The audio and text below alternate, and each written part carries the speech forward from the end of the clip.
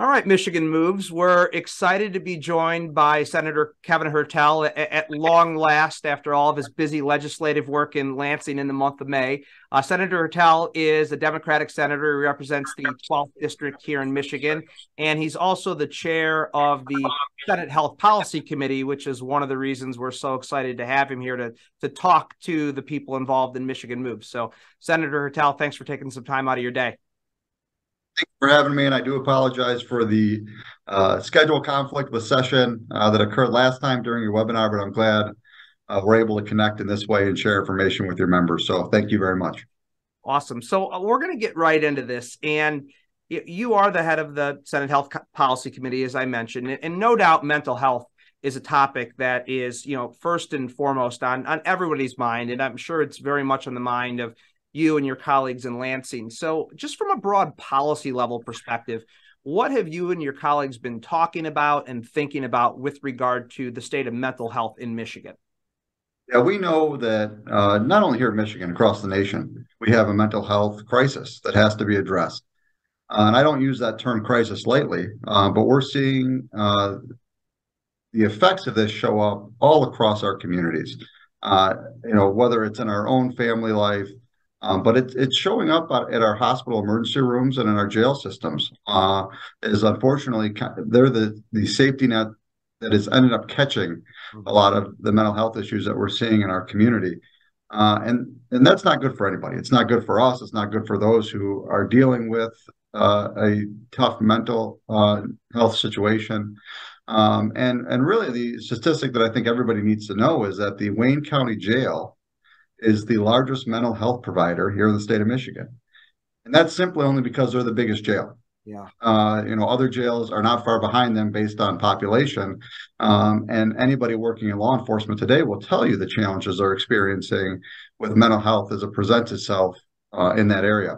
So there's a lot of different policy aspects we're looking at. I mean, I believe that there's an acute problem that we have to solve today, getting the resources out into our communities to deal with those who are struggling with mental health issues.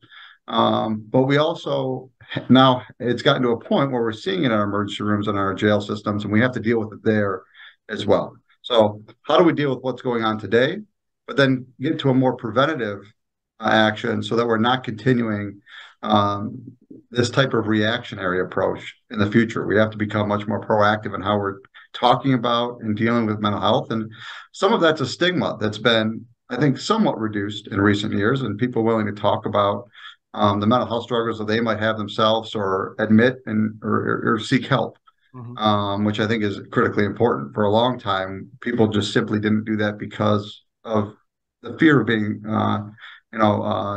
stigmatized. And so we're working on a few different things. In Macomb County here, we're working on a new jail intake facility that will identify mental health and substance abuse issues. And I want to be clear, I think a lot of times substance abuse is just a symptom of a mental health condition. Yeah. And so that's how somebody is dealing with that mental health condition. And so a lot of times I think of those things really in the same bucket. But in Macomb County, we're looking at this new intake center so they can identify somebody who might have a mental health issue going on or a substance abuse problem, and that we can address that and provide the wraparound services right there instead of simply putting somebody in a cell and actually making that problem worse.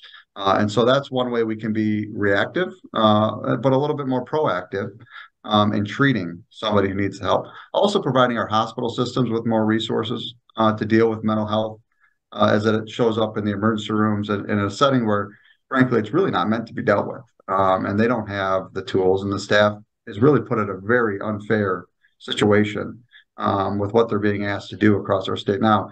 And so part of that is taking the pressure off them and getting access to more facilities that have beds here in the state to provide those services. We have a shortage of mental health beds currently, and really specifically across our adolescent community. We do not have the resources to deal with the adolescent mental health crisis that we are seeing across the entire state.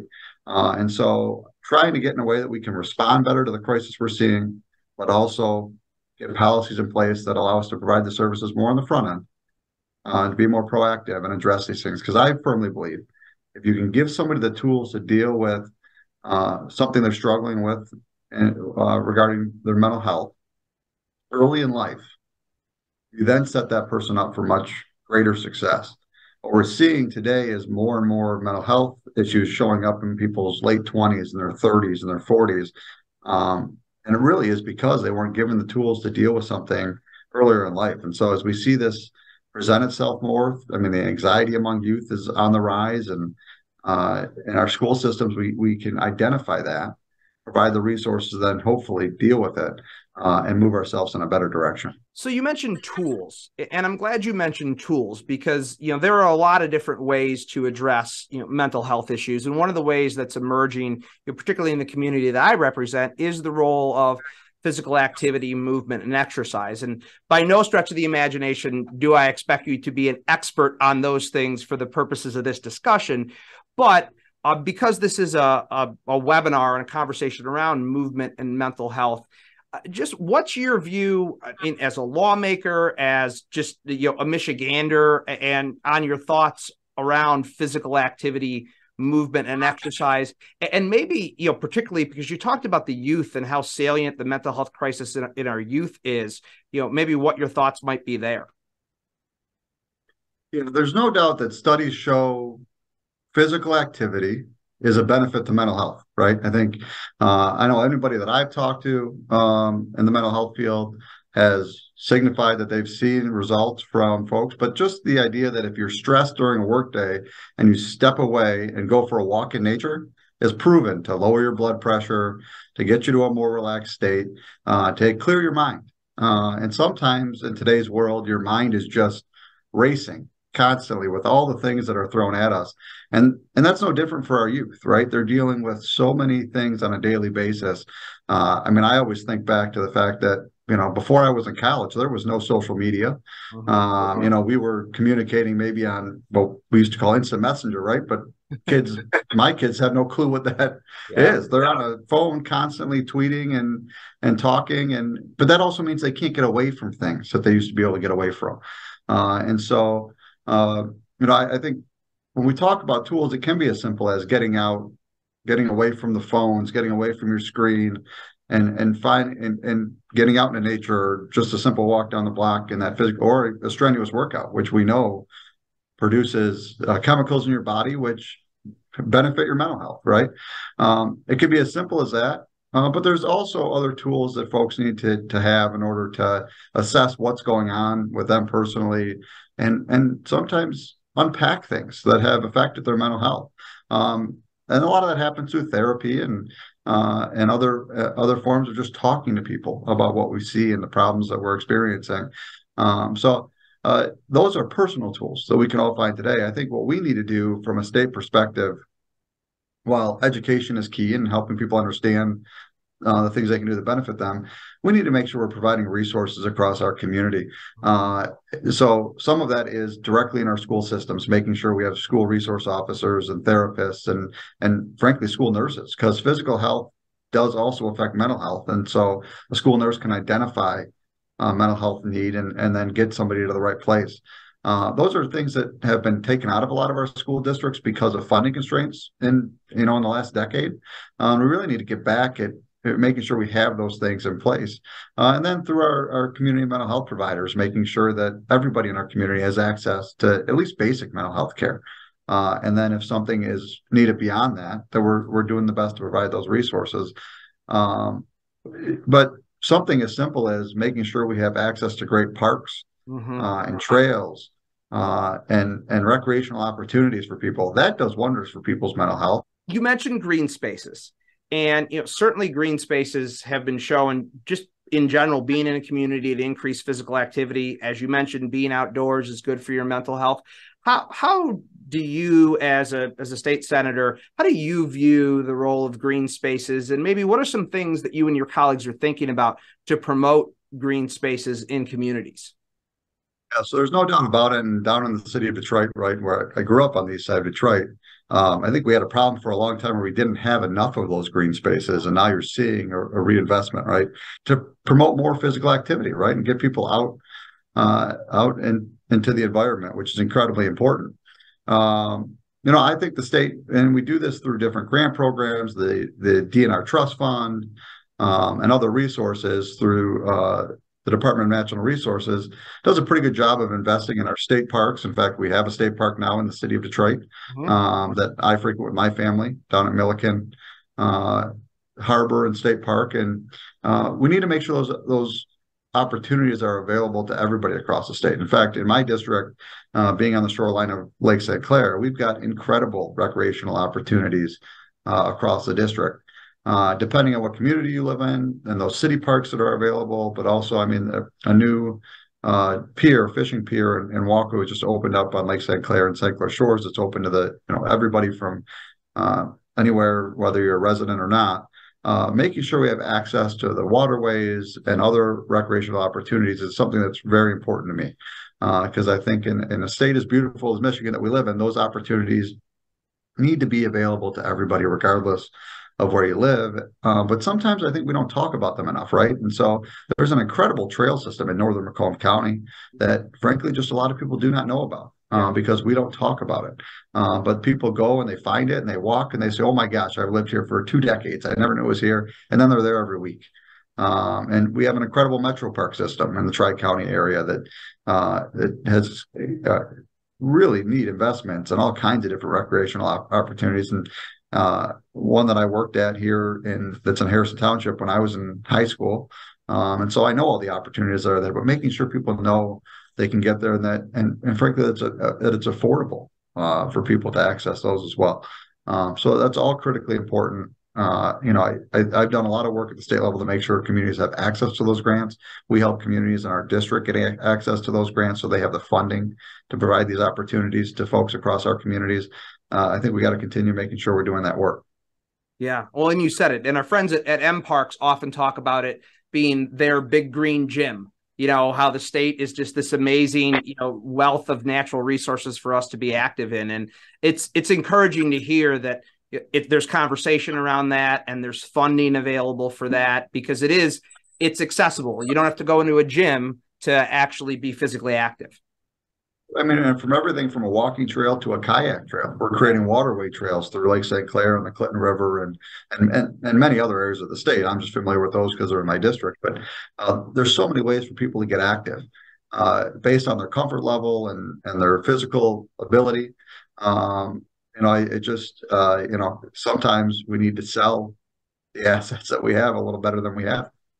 Yeah, absolutely. And so with that being said, to kind of bring this discussion to a close, if you could talk to, I mean, in 2 parts here, if you could talk to your fellow lawmakers in Lansing around kind of this topic of physical activity and mental health, what would you say to them first? There's no doubt that everybody has been impacted by mental health, whether it's them individually, and I would argue every individual has gone through some difficult situation, right, where they have had an impact on their mental health, whether it was a short time or a longer period. But they also know somebody in their family or in their community, have met with constituents and heard stories of people who have been severely impacted by a mental health crisis as well. So we've seen it at every single level.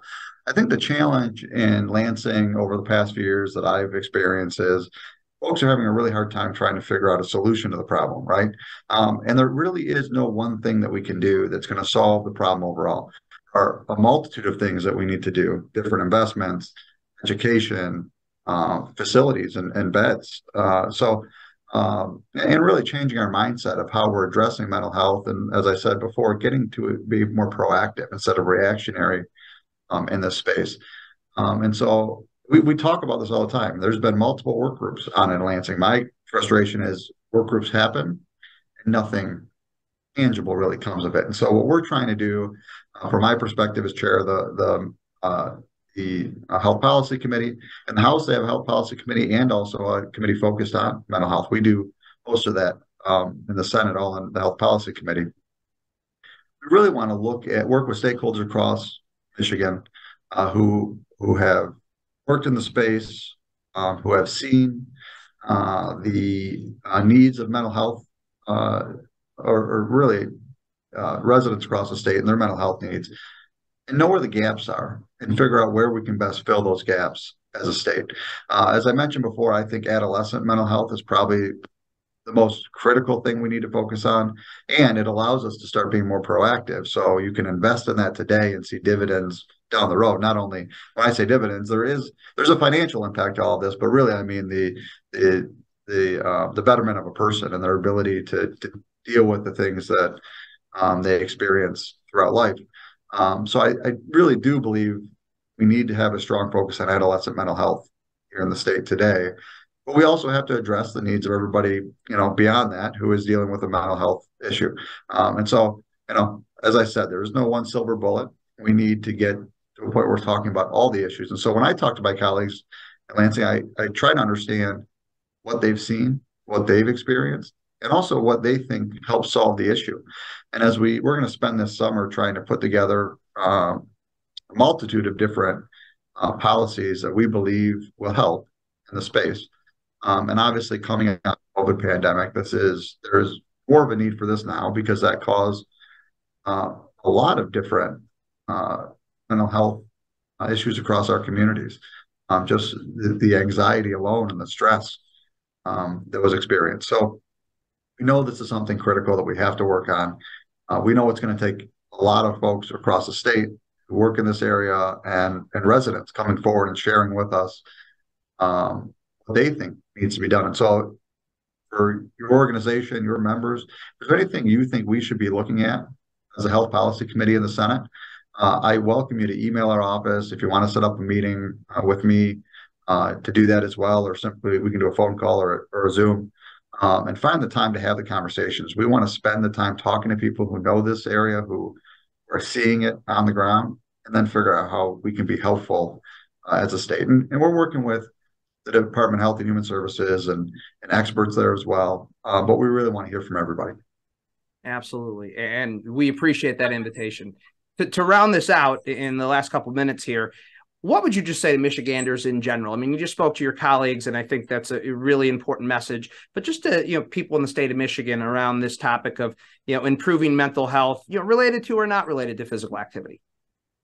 Yeah, well, I think I want people to know that there are folks in Lansing that care, that understand this is a problem, and that want to find solutions. I think too often today in government, we get wrapped up in politics and the divisive issues that exist. But this is something that's critically important to me. I've seen the impact that it's had on communities across the state. I've seen impacts within my own family. And so I want to make sure that folks know we really do want to hear from people about what they're experiencing, what they think will help solve the issue, the gaps that they have seen in the system when they've tried to get help, or things that have worked, right? And to your point, some of this can be as simple as continuing to invest in our parks and our recreation and our fitness initiatives across the state, and making sure that people have access to those so that they're finding ways to lower their stress and cope with, with any difficulties or mental health issues they might have, because that does help. But we want to hear from folks, and we do care, and it's an issue that is really a top priority, and we know we need to find some solutions, knowing that government cannot solve every problem, and also that no one thing is going to fix everything in this space. But I think a lot of little things that we can do will add up to an end result that invests in people in our communities, gives people the tools that they need to live full and healthy lives, and helps those who are providing the care across our communities do that in a better way. Well said. Senator Kevin Hertel, thank you so much for taking the time. Thank you so much for having me. I'm going to go outside, and it's a beautiful day, and get a walk in. So thank you very much.